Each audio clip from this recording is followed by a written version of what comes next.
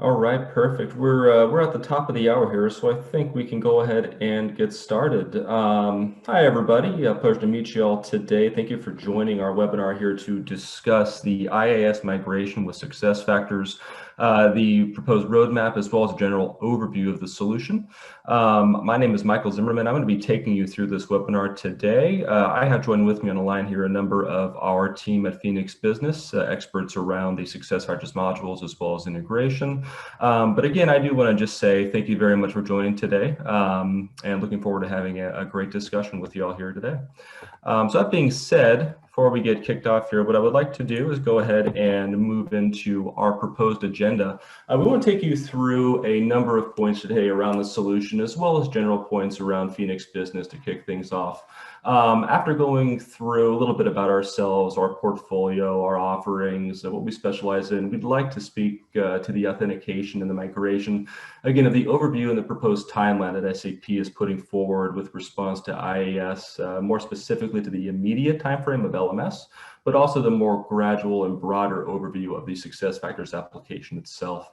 Once we pass through there, we'd like to talk as well about the immediate impacts of the solution with LMS, as well as some general components of making that move and that upgrade to the identities services platform, known as SAP Cloud Platform, as well as some additional information about the solution and ways that we can actually upgrade that solution, specifically through the Admin Center, and also how Phoenix Business can be here to help guide you and support you through that process should there be any questions or guidance required from your end. We're all experts here, and we're happy to help answer any questions and support your migration to the cloud platform. Lastly, we'll open it up to our open discussion. So if there's any questions, clarifications, general questions that would like to be asked as a follow-up to this webinar, we can go ahead and answer any of those questions at that time. At this point, we're all muted. If there are questions until then, please feel free to use the chats. Our team will be monitoring that in the interim. And also, of course, during our open discussion session, we'll be monitoring that as well to answer any additional questions that may come up. So that being said, what I'd like to do here is go ahead and do some introductions. I'll kick things off. My name is Mike Zimmerman. My role here with Phoenix Business is essentially our delivery manager for the SuccessFactors practice. A little bit about myself. I've been in the industry for a little over 11 years now. Started with SuccessFactors at the time of the acquisition, transitioned shortly thereafter into professional services, where I'm here with Phoenix Business today. Like many of the folks here on the line, I myself are a SuccessFactors solution architect. And hold various certifications across the application. So that being said, I would like to turn it over to Pierce Manton. Pierce, I'd like to go ahead and introduce yourself. Yeah, thank you, Mike. Hi, everybody. My name is Pierce Manton. I'm an account manager here at Phoenix Business Consulting. I've been working with the product for about 12 years, actually pre-SAP acquisition. I've actually been a customer of the product, then I switched over to professional services, more in the project management capacity, and now I'm in more of account management and sales, and happy to be here. I'll turn it over to Heather. Hi, everybody. My name is Heather Lynn Fuller. I started in the dark ages back with SAP on-prem, and then when they did the transition to SuccessFactors, I kind of jumped on that train. So I've been working in it since about 2012, started out in Succession and CDP, and now I'm a EC consultant as well as a SuccessFactors architect. I've operated as an architect, as a functional consultant, as a data migration lead, program management, project management. So I've pretty much seen it all. Looking forward to any questions you have for me. Thanks. Thanks, Heather. Chip, would you like to go ahead and introduce yourself? Sure. My name is Chip Alexander. I started work in the HCM space in 2001 when I went to work for Plateau, which was the company that made the learning module, which eventually became part of SuccessFactors. I was there as a technical consultant and then an implementation consultant, and I stayed through the SuccessFactors acquisition. I have been working with implementation partners since then. I'm currently specializing in LMS implementations and integration work. Fantastic. Thank you very much, Chip. So that being said, what I'd like to do is transition into just a little bit about ourselves, about Phoenix Business, the value we bring to the table, and some of our solutions portfolio. And with that said, I'd like to turn it back over to Pierce Manton. Pierce, would you like to go Go ahead. Yeah, sure. Thank you, Mike. Yeah, just a little bit about ourselves. We have a good story here at Phoenix. We've been in business for actually 23 years now. We're an SAP Gold partner. We do a lot of work in the public sector and state and local, K through 12, higher ed, and then we also do quite a bit of work as well in the commercial sector as well. And also too, we really take more of the trusted advisor approach. Our clients, some of them, we've been working with them for over 18 years. So we definitely see the longevity and partnership, in place with our clients. And also too, we do specialize in SAP SuccessFactors, but we also do specialize in all SAP Cloud solutions, as well as SAP ECC. That being said, what Mike brought up here, just to give you a little bit of breadth about Phoenix, we focus on SuccessFactors, as I mentioned, S/4HANA Cloud, SAP Concur, Ariba, Analytics Cloud, Business by Design, Qualtrics, so on and so forth. So we really look at ourselves as kind of the one-stop shop for being a partner for everything SAP. I'll turn it back over to you, Mike. Thank you, Pierce. Okay, so without further ado, let's go ahead and jump on into the cloud platform overview and talk just a little bit about the application. First and foremost, really want to highlight just a few factors here. The solution is not necessarily new. It's been around for a couple of years, primarily released in 2019. The purpose of this application from SAP was really to release it and make it that central point and that central source of connection across all SAP Cloud products and applications. So to Pierce's previous points, whether you're using SuccessFactors, Ariba, Concur, S4, anything within the SAP Cloud product suites, as well as some general on-premise applications, it is supported as one of those key sources of contact for accessing all of those cloud applications. Throughout the duration here, we'll be focusing on a couple of examples as well. You'll see me reference Azure just for an example on some various scenarios. But take, for example, you have an Active Directory, integrate with IAS, and that's your central point of integration. And within IAS, it does, again, connect to all of your SAP Cloud applications. So it provides that single point of contact and that expansion out to the authentication across all of your cloud applications.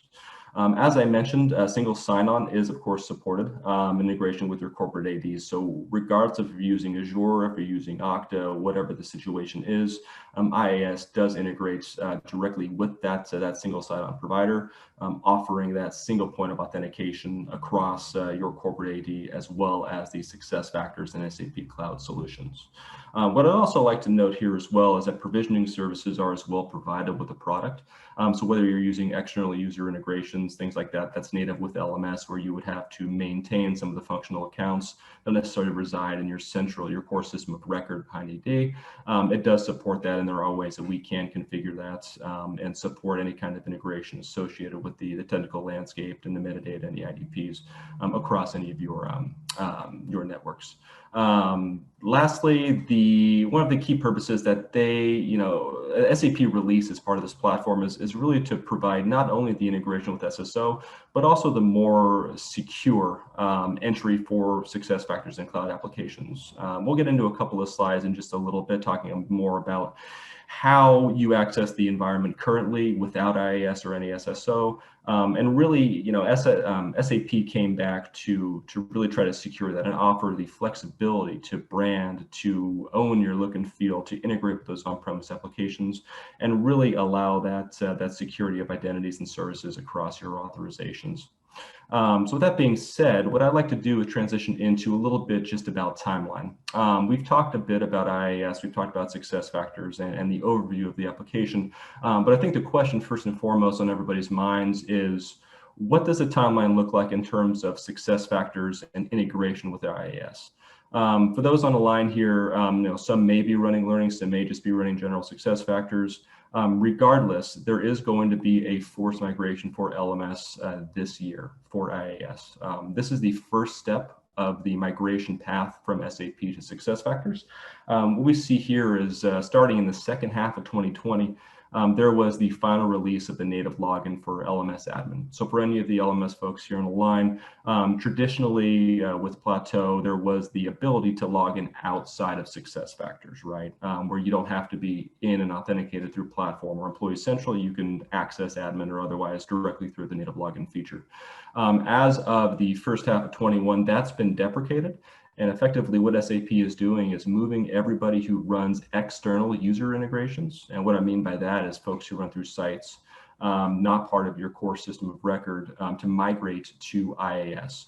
And what that is that first step of that external authentication to provide that single point of entry and unified entry for that matter across SAP Cloud products and the authentication service itself.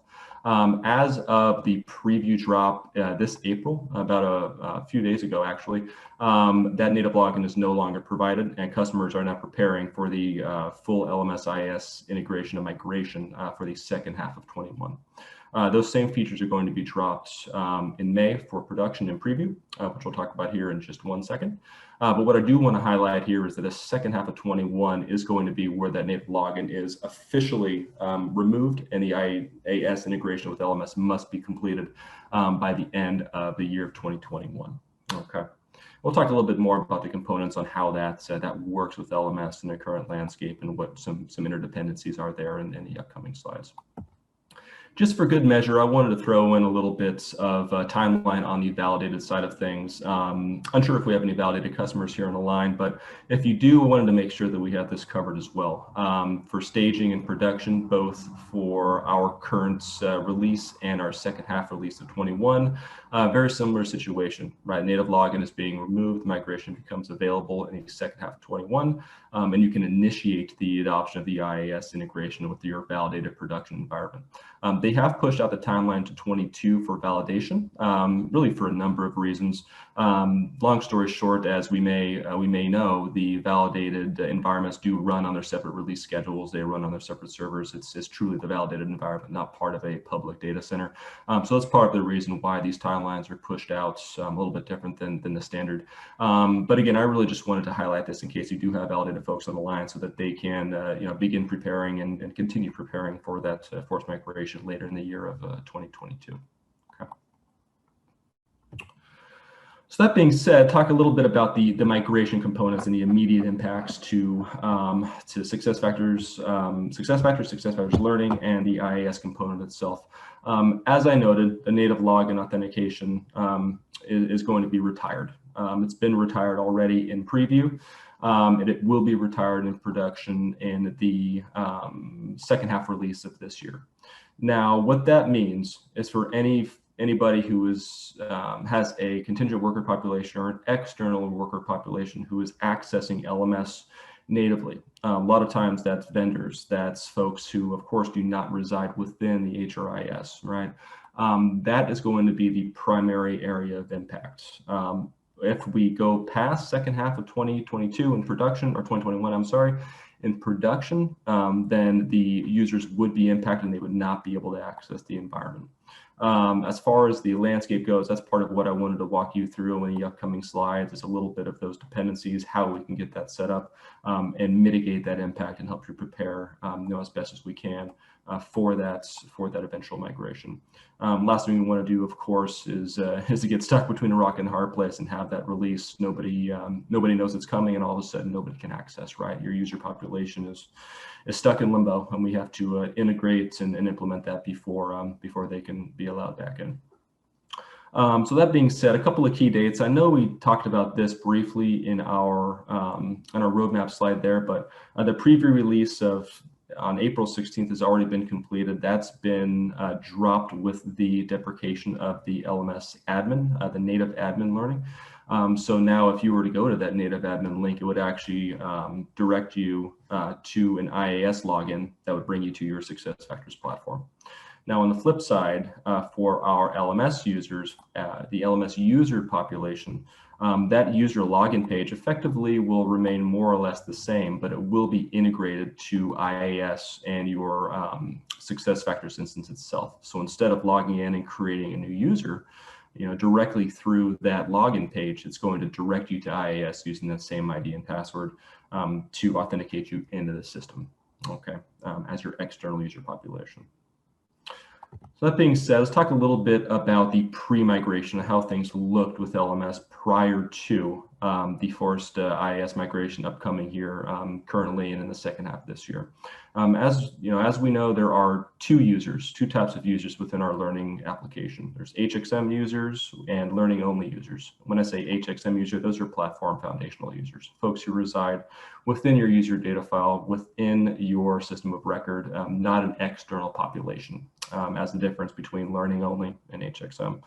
A couple of key differences with these, and one of the key components on why this integration is now required is when you're a learning only user, again, you don't reside within that user data file, and you also don't have a personnel GUI number or an external ID, which is part of the platform authentication and the integration between the two there, right? So that's a big change. That's no longer supported within the native login, and that's part of the IAS integrations to incorporate all of that, those changes and those technical areas of focus to actually go ahead and ensure that the proper pass-through happens. Secondly, the user record is created in LMS and synced via standard user connectors. That's a telltale of the HXM user and a platform user. Again, the external users, they don't use that. They're created directly in LMS or imported in LMS through an admin. And lastly, in reference to the GUID identifier, again, that is a key identifier. And again, that's been brought into play by our IAS and part of the major reason why we're migrating out there. So having gone ahead and identified the pre-migration components and the differences between the two users, what I want to talk a little bit more about now is really how things look traditionally in the basic login, how that workflow is going to look once IAS is enabled, first through non-SSO, just simple IAS integration. Once you turn on the service itself, we'll talk a little bit about the SSO perspective, and both when you're using SSO and IAS. So a couple of scenarios coming your way here. They'll probably look pretty familiar to you, considering we are all likely SAP SuccessFactors customers or have seen the product in recent time as well. So moving over to our next slide here, we have our SuccessFactors basic login. Now this will probably look familiar to everybody. This is our standard SAP Foundation platform homepage. Users launch the SuccessFactors URL, they log in with the user ID, they log in with their password, they're directed to this screen. Now, a couple of notes. For those who are not using a corporate SSO or any kind of Active Directory, this is the method that is currently being used, right? Now, when you upgrade to IAS, it's important to note that the logins are going to remain the same in terms of your IDs and passwords. There's not going to be any change in terms of the actual information of the user themselves.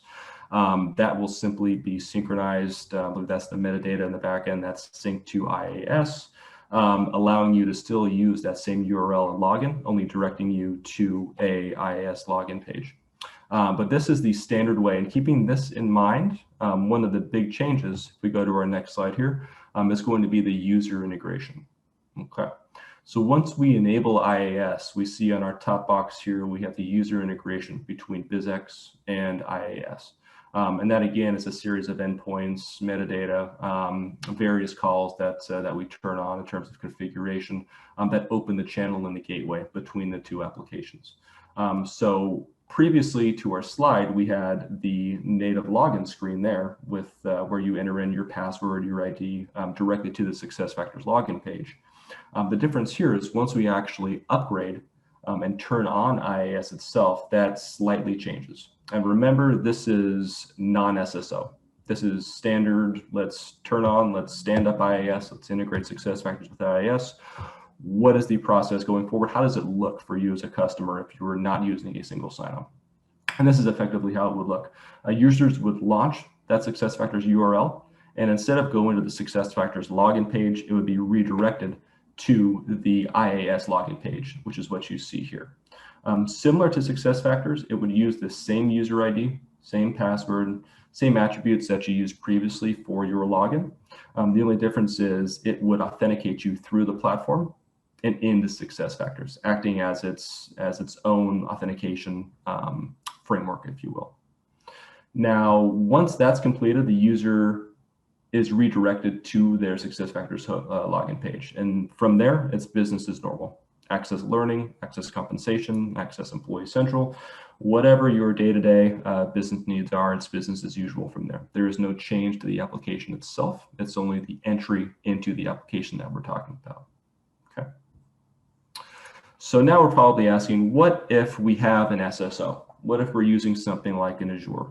How is that going to look? What's the impact going to be from a configuration side on how the user experience is going to be accessing that? And the answer to that is pretty simple. It's going to remain the same login as you would use now, for example, your Microsoft AD. So if you go to your myapplications.com, or however it is you access your Azure application today, or your SSO application for that matter, it's going to remain the same in terms of accessing your environment. Now, what you would also see is the option for SuccessFactors. Now, what's really unique about this is what IAS does is it integrates just directly between the two, offering that pass-through, allowing the same credentials to allow you to log into your Active Directory as you would for your SuccessFactors application, and a configuration between the two. So if we go to our next slide, we see a little bit more information about what I'm talking about here.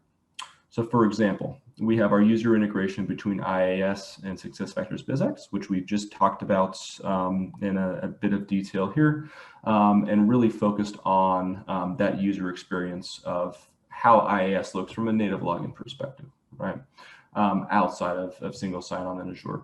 Now, coming full circle, having gone through the basic login, having gone through the IAS login, and now talking about the specific SSO integration and the login from something like an Azure AD, what's really unique is that the link, the link for our Azure just redirects you directly to BizX. So there is no impact on additional logins. There should be no issue in having to log in twice, one through your AD, one through your IAS, or otherwise one through SuccessFactors. It's all one integrated solution, okay? And what's also unique about this is it allows you to control your passwords, your resets, and user access as you would through AD. So if you're using, or I should say enforcing any kind of expirations or security from a manual perspective on your IT team, that can all still be governed, that can be rationed, that can be done through the Active Directory itself that governs the access into SuccessFactors BizX. Now, one thing I do want to point out here as well that we haven't talked about yet is the IPS, the provisioning services, right? That integrates right with the IAS. That's part of the platform. That's part of SAP Cloud Platform Identity Authentication Service. That's just a separate configuration within the application itself. So if you're using your AD pass-through for simple authentication, and you have your provisioning for those users who are not part of your core feed, and you want to provision specific authorizations for specific individuals, that still is supported, and it's still passed through the same architecture as you see here through IAS and into BizX and synchronized accordingly. So I just wanted to, let everybody know that that also is supported, as we're not just strictly talking about IAS from a specific directory of active employees or internal employees, I should say. You can still manage your contingent workers. You can still run folks through, say, something like Fieldglass, right? Have the extended, the external population directly integrate and access all of those SAP Cloud applications as well. Okay. So pretty unique stuff here. What I wanted to talk about here as well is really just the general authentication structure of how learning authentication is done. And we've really talked a bit about how users are going to access the environment, how the general architecture is, but what we haven't talked about is how the user themselves as an external learner is not considered an HXM user, even though they are being passed through IAS and accessing through essentially the same directory and the same approach as they would be as a active internal user. And the answer to that is twofold, right? It's a little bit of a technical answer, but what essentially happens is within LMS itself, there is a series of configurations that can be set in the configuration file under system administration that allows you to key and enter in directly to your IAS, okay? So what happens is when a user goes in and registers to become a new user, or an admin creates them as a new user, or however that external learning only user is being created in LMS, that would effectively remain very similar. The only difference is once that's created, the synchronization happens between IAS, LMS, and SuccessFactors to bring that profile in, send that metadata back to IAS to say, okay, here's the information of the individual. So now when they log in through the LMS native login link, it's not through the native login page. It redirects them to IAS. They're still considered an external user. They access IAS as they would of any other user, but they still retain the external permissions. They still retain the external user functions as they would outside of a core platform user. Again, that's the direct integration from LMS to IAS. Now, the dependency there and the prerequisite on this is it does require the migration of the full platform to IAS to run that. And the reason for that is there is the endpoint for SuccessFactors Foundation that goes to IAS, and that endpoint is also linked to LMS, right? There's that integration that happens between SuccessFactors platform and LMS. Because of that, it does require that the complete platform SuccessFactors be moved over if you're running external users. So that being said, going forward, your user population would access through IAS, as would your external user population. So it'd be really an alignment on the login capability, the login approach across internal and external users. The difference is the redirection of where it takes you within LMS, the permissions that are assigned, and the associations of that user's account that's been created. Okay. So if we go to our next slide, what I really want to talk about now, just now that we've covered, the general high-level architecture, the login capability, the look, the feel, the user experience, right, and really the direction of where SAP is taking this, I want to talk a little bit about, how you can upgrade, right? It's pretty simple in terms of the upgrade capability. Now the complexity comes into play when, of course, you're configuring the IDP and the metadata and actually setting that up with integration of single sign-on and any of the associated internal applications that you're running to support authentication across your networks.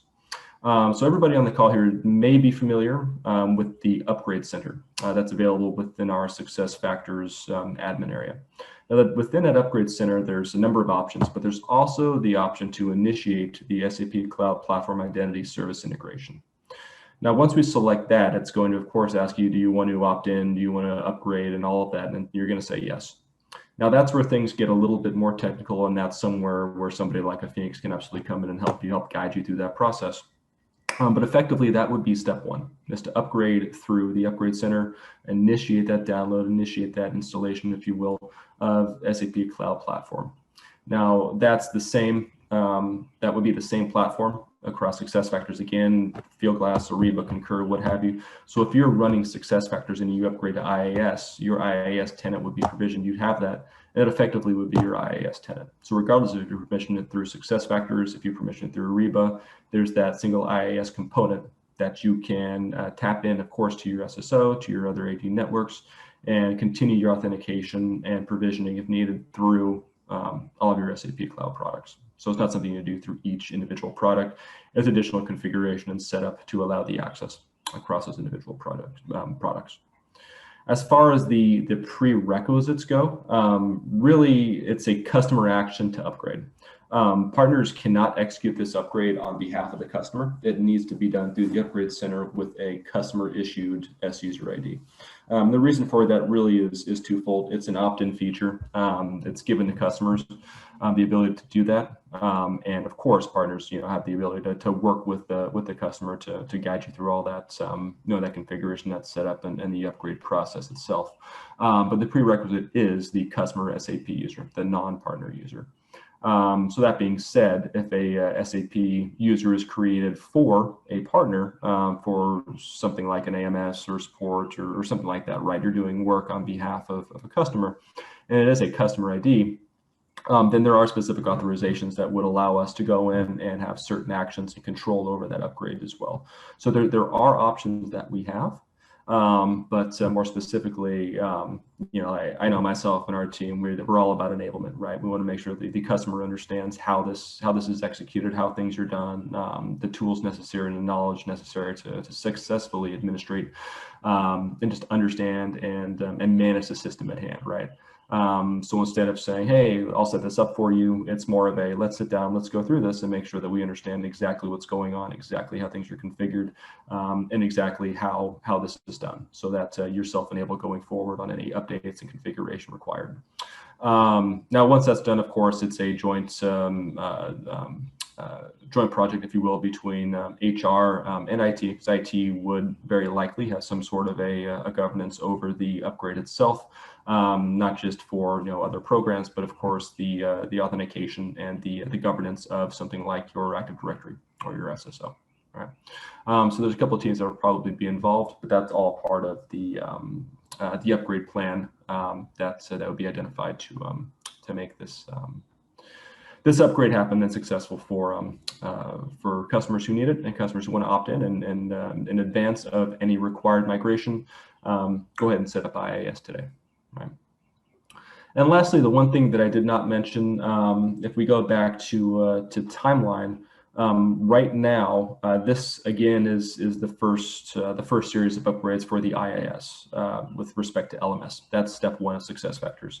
Now, what SAP has in mind and what we've heard from people on the ground there with SAP is moving forward in late 2022, 2023. Once the validated components complete, they're going to start making a much larger push to force a migration, right?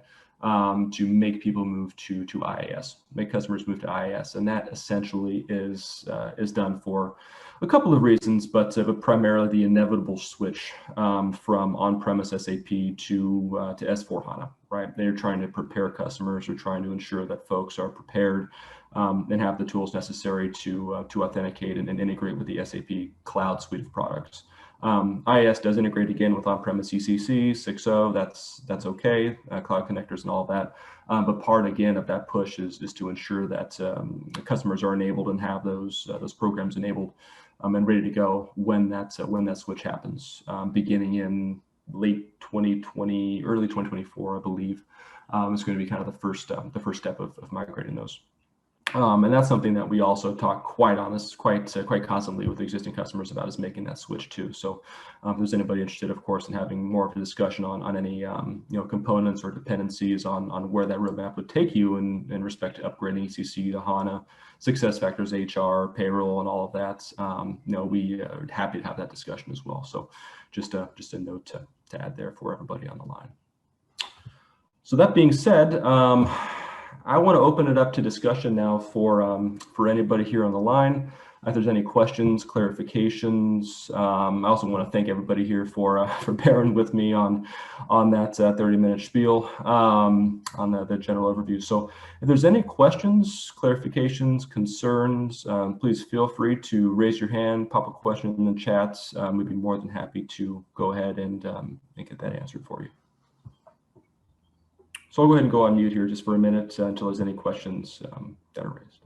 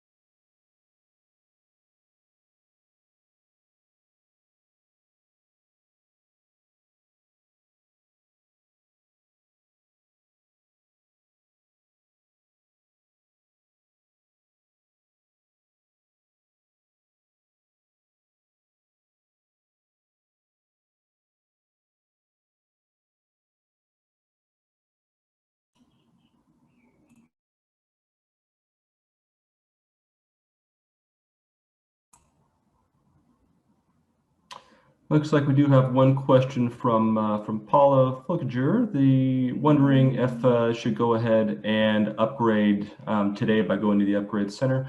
The recommendation, I would say, is yes. Certainly can go ahead and take a look and upgrade today. There's nothing restricting you from upgrading today. What I would also like to do, is have more of a discussion around where that roadmap is going to take you. But there is no harm in upgrading today. You will need some technical guidance, of course, on how to upgrade in terms of the configuration settings, but certainly is available for you to upgrade today, and feel free to do so.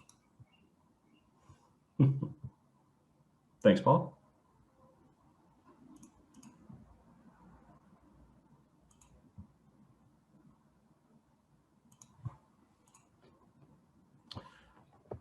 Okay.